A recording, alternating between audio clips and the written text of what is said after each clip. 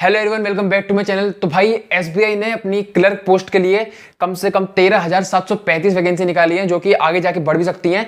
और अगर आप किसी भी गवर्नमेंट जॉब की तैयारी कर रहे हो तो ये आपको इसका फॉर्म जरूर फिल करना चाहिए। मैं आपको सारी डिटेल्स इस वीडियो में बताने वाला हूँ, और क्या क्या इसमें आपकी एलिजिबिलिटी हो गई या फिर पिछले साल की कट ऑफ वगैरह या इसका सिलेबस, सारी चीज़ें मैं इसमें आपकी डिस्कस करने वाला हूँ। मेनली ये वीडियो मैं एसएससी के बच्चों के लिए लाया हूँ, क्योंकि मैं जो मेरा जो ऑडियंस है वो एसएससी की है, तो मैं इसलिए मैं उनके लिए एक कंपैरिजन के लो या फिर आपकी इस वीडियो में सारी मैं आपकी एसबीआई क्लर्क की डिटेल आपको बताने वाला हूं। और मेरे हिसाब से आपको एक फॉर्म भरना चाहिए, क्योंकि इसकी जो पोस्टिंग होती है वो भी आपको होम पोस्टिंग मिल जाती है, और बहुत सारी चीजें होती हैं जो कि मैं आपको अब इस वीडियो में डिस्कस करने वाला हूं। ठीक है, तो सबसे पहले तो मैं आपको बता देता हूं कि इन्होंने ऑल ओवर इंडिया जो है इन्होंने 13,735 वैकेंसी निकाली है, जो कि हर स्टेट की इनकी वैकेंसी अलग होती है। ठीक है, हर स्टेट की कट ऑफ भी अलग जाती है और हर कैटेगरी की भी कट ऑफ आपके अलग जाती है। तो ये बहुत अच्छी चीज है, क्योंकि कहीं कहीं बहुत अच्छा कंपटीशन होगा और कहीं कहीं जहां पर बच्चे ज्यादा होंगे और वैकेंसी कम होगी वहां पर कंपटीशन थोड़ा हाई भी होगा। ठीक है, बट इसमें एक अच्छी चीज ये है कि इसमें एसएससी की तरह इतनी हाई कट ऑफ नहीं जाती है, क्योंकि इनका एग्जाम का जो लेवल होता है वो ठीक ठाक होता है। ये नहीं कि एसएससी की तरह ही सब कुछ जो प्रीवियस ईयर था वो सब छाप देते हैं। इनका जो क्वेश्चन लेवल होता है ये मतलब कि एक कंपटीशन में बैठने वाले बच्चे के लिए ऐसा ही पेपर बनना चाहिए। ठीक है, तो मैं आपको इसमें बता देता हूँ कि क्वालिफिकेशन पहले बता देता हूँ कि आपकी qualification minimum to minimum graduation आपकी होनी चाहिए। और अगर आपकी 12th है 10th है तो वो बच्चा कोई फॉर्म भर नहीं सकता इसका, क्योंकि आपको इसमें मिनिमम ग्रेजुएशन तो चाहिए ही चाहिए। ठीक है, ग्रेजुएट बालक इसमें चाहिए। तो इसमें बट हाँ, मैं आपको एक चीज़ बता देता हूँ, ग्रेजुएशन में आपके अगर 34% भी हैं तो आप इस फॉर्म को भर सकते हो, क्योंकि इसमें कोई मिनिमम परसेंटेज नहीं मांगी है कि आपकी ग्रेजुएशन में इतनी परसेंटेज होनी चाहिए। ये भी बहुत अच्छी चीज़ है, क्योंकि काफ़ी बच्चे होते हैं जिनका ग्रेजुएशन में अच्छा स्कोर नहीं रहता और उसके बाद वो अपने ट्रैक पे आते हैं, पढ़ाई अच्छी करने लगते हैं और उनको बट मौका नहीं मिल पाता, क्योंकि मिनिमम परसेंटेज मांग लेते हैं किसी पोस्ट में। बट इसमें ऐसा कुछ भी नहीं है। अगर आपके पास ग्रेजुएशन का सर्टिफिकेट है तो आप इस फॉर्म को भर सकते हो। तो मैं आपको बता देता हूँ, देखो जैसे आपने अगर यूपी से भरा तो आपको यहाँ की लोकल लैंग्वेज जैसे हिंदी और उर्दू होती है। ठीक है, लोकल लैंग्वेज यूपी की, तो वो आपको आनी चाहिए, तो हिंदी है उर्दू। ठीक है, बाकी आपका जैसे वेस्ट बंगाल का हो गया तो बंगाली आनी चाहिए। तो आपके जिस भी स्टेट से आप भर रहे हो तो आप ये देख लेना कि आपको उसके वहाँ के लोकल लैंग्वेज आती भी है, नहीं तो अगर आपको बाद में आप ज्वाइन करते हो तो कि आपको काम करने में प्रॉब्लम ना हो। ठीक है, मैं आपको बता देता हूँ इसमें जो आपका एसएससी से सिलेबस बहुत ही जैसे मैं मैथ की आपको मैं बात करता हूँ तो इसमें कोई भी एडवांस मैथ नहीं आती है। और इसमें जो भी जैसे आपका प्री का पेपर जो होगा ना, इसका सबसे बेस्ट चीज मेरे को जो लगी उसमें जीके नहीं आएगी आपकी। ठीक है, तो ये काफी लोगों का होता है कि जीके वीक होती है, तो उनके लिए सबसे बेस्ट पोस्ट है। एटलीस्ट प्री में आपको जीके देखने को नहीं मिलेगी, मेंस में आपको जीके मिलेगी, बट अभी प्री में सिर्फ क्वालिफाइंग होता है इसका, उसके कोई नंबर नहीं जुड़ते हैं, जैसे एसएससी का प्री क्वालिफाइंग होता है। तो अगर आपकी जीके अच्छी नहीं है और अभी आपको बाद के लिए टाइम मिल जाएगा जब मेन्स के लिए, तो अभी आप इसको फॉर्म को भर सकते हो। और प्री में आपकी जीके नहीं आएगी तो आप इसको जीके का आपके ऊपर लोड नहीं रहेगा। ठीक है, तो मेंस में जाके आप आराम से आपको टाइम मिल जाएगा, आप जब तैयारी उसकी कर सकते हो। अब मैं आपको बता देता हूं, इसमें सिर्फ एक कंप्यूटर एक ऐसा सब्जेक्ट है जिसमें कि एडिशनल है, जो कि एसएससी में नॉर्मली नहीं होता है, प्री में तो नहीं होता है, मेंस में क्वालिफाइंग होता है। बट इसमें जो है आपका प्री में ही और मेंस में भी कंप्यूटर आपका सब्जेक्ट मैंडेटरी है, और उसके जो कट ऑफ में मार्क्स आपके जुड़ते हैं। ठीक है, प्रीलिम मैंने आपको बता दिया कि क्वालिफाइंग है। और मैं आपको बता देता हूँ कि इसमें एससी एसटी को 1 रुपये भी नहीं देना फॉर्म भरने में, आपके लिए एकदम फ्री एक फॉर्म भरने के लिए इन्होंने 0 फीस रखी है। बट जो आपके यूआर ओबीसी और ईडब्ल्यूएस है उसकी इन्होंने जो पेमेंट है बहुत ज़्यादा रखी है। मेरे हिसाब से इतनी ज़्यादा नहीं होनी चाहिए थी, कि अगर एससी एसटी की 0 कर रहे हो तो कम से कम इनकी एक रीजनल प्राइस तो रखना चाहिए ना। तो नॉर्मली उनकी 750 आपकी यूआर ओबीसी और ईडब्ल्यूएस की इसकी एग्जामिनेशन फीस है। ठीक है, तो जो कि बहुत ज़्यादा मेरे हिसाब से है। और सबसे बेस्ट जो आप एसएससी के बच्चे क्या होते हैं कि होम पोस्टिंग के लिए बहुत स्ट्रगल करते हैं कि होम पोस्टिंग के लिए अच्छी मैं रैंक लेके आऊँ।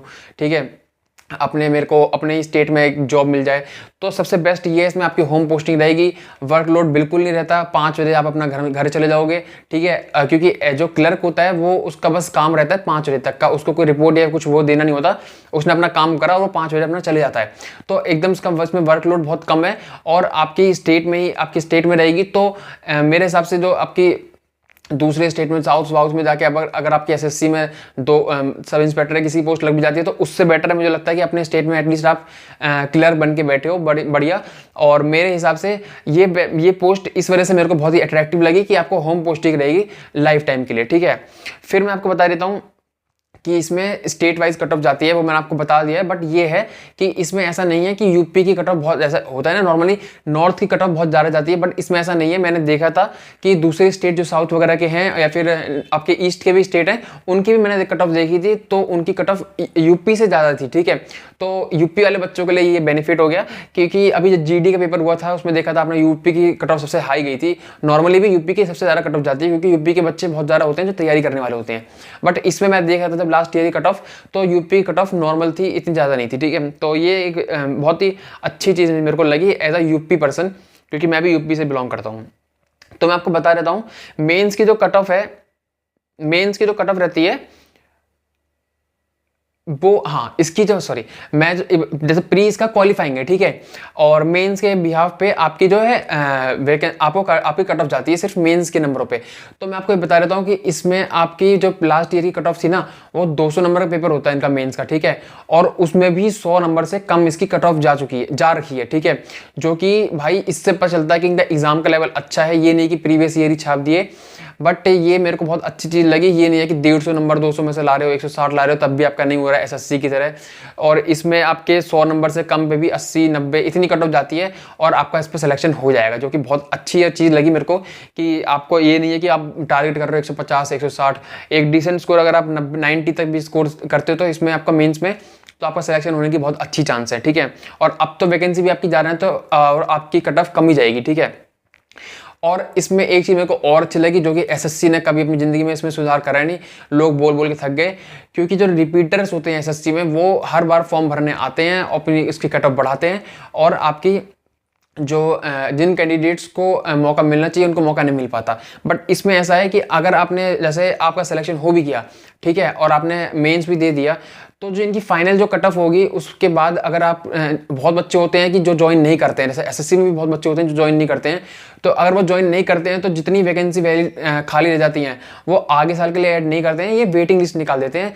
5 से 6 महीने में जो वेटिंग लिस्ट होगी उसके अकॉर्डिंग जो है, जो थोड़े बहुत 1-2 नंबर पीछे होंगे कट ऑफ से, तो उन बच्चों को सिलेक्शन मिल जाता है। तो ये बहुत अच्छी चीज़ लगी मेरे को कि आपकी इसमें वेटिंग लिस्ट होती है। ठीक है, मैं आपको बता देता हूँ इसमें जीके का भी सिलेबस बहुत ही सही है, क्योंकि एसएससी का जो सिलेबस रहता है, मैं आपको हर चीज़ एसएससी से कंपेयर इसलिए कर रहा हूँ क्योंकि मेरी जो मेन ऑडियंस है वो एसएससी की है, तो इसलिए मैं बताना चाह रहा हूँ कि अगर आप एसएससी के बच्चे हो तो आपको ये फॉर्म क्यों भरना चाहिए।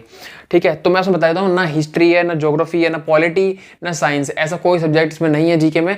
मेनली जो इनका फोकस रहता है वो करंट अफेयर या फिर बैंकिंग से रिलेटेड या फिर आपका कंप्यूटर से रिलेटेड, इन चीज़ों पे ज़्यादा फोकस करते हैं। स्टैटिक जीके होती है इसमें, तो इन चीज़ों पे ज़्यादा फोकस रहता है, ना कि आपकी जैसे ये हिस्ट्री ज्योग्राफी पॉलिटी सबसे बहुत बड़े सब्जेक्ट्स हैं। ठीक है, एसएससी में इनका बहुत बड़ा रोल प्ले होता है और काफ़ी क्वेश्चन, काफ़ी वेटेज रहती है इनकी, बट इसमें ऐसा कुछ भी नहीं है, आपको ये चैप्टर्स इनमें अवॉइड करने हैं।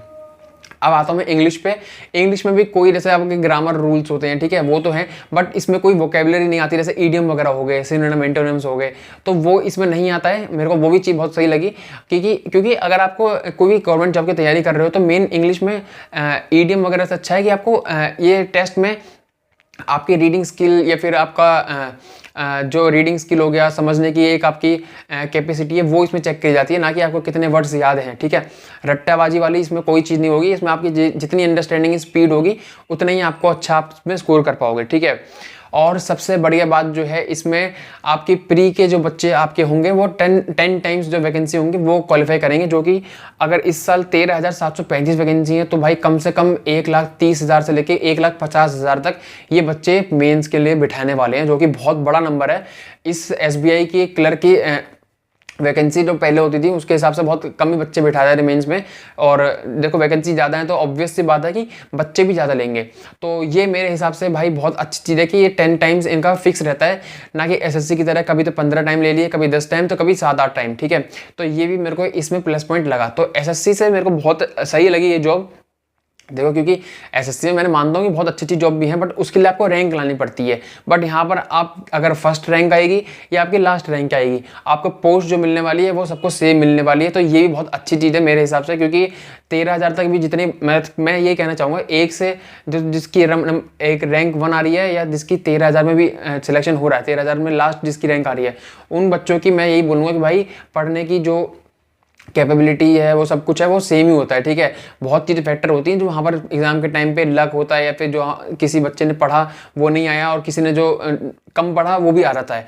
तो मेरे हिसाब से भाई ये सबसे अच्छी चीज़ है कि रैंक 1 और बेशक जो लास्ट कैंडिडेट क्वालिफाइंग होगा सबको सबकी पोस्ट जो होगी वो सेम है, ठीक है। तो इसलिए मेरे को ये पोस्ट इसलिए बहुत एक अट्रैक्टिव पोस्ट लगी और मेरे को लगा इस पर वीडियो बनानी चाहिए। और काफ़ी बच्चे डिसअपॉइंटमेंट में थे अभी एसएससी सीजीएल के रिजल्ट से, क्योंकि कट ऑफ्स की बहुत हाई चली गई थी। अब उसके भरोसे अगर आप बैठे रहोगे और सोचोगे 2025 में तैयारी करेंगे तो उसकी क्या गारंटी है कि उसमें भी घपला होगा या नहीं होगा, ठीक है। तो मेरे हिसाब से अगर आप एसएससी की तैयारी कर रहे हो तो आपको ये फॉर्म जरूर भरना चाहिए। आपकी जितनी भी आपने अभी तैयारी करी है यहाँ पर काम आने वाली है। ऐसा नहीं है कि आपको इसमें अलग से तैयारी करनी पड़ेगी, बस मेनली कंप्यूटर पे आप थोड़ा सा फोकस कर लोगे तो आपका ये पेपर मेरे हिसाब से क्वालिफाई हो जाएगा, ठीक है। कट ऑफ भी इसकी ज़्यादा नहीं जाती है और काफ़ी लोगों के तो स्टेट्स के इसमें वैकेंसी जो जैसे वैकेंसी है वो कम है, वो सॉरी ज़्यादा है, और जो नंबर ऑफ कैंडिडेट्स अप्लाई करते हैं वो कम होते हैं।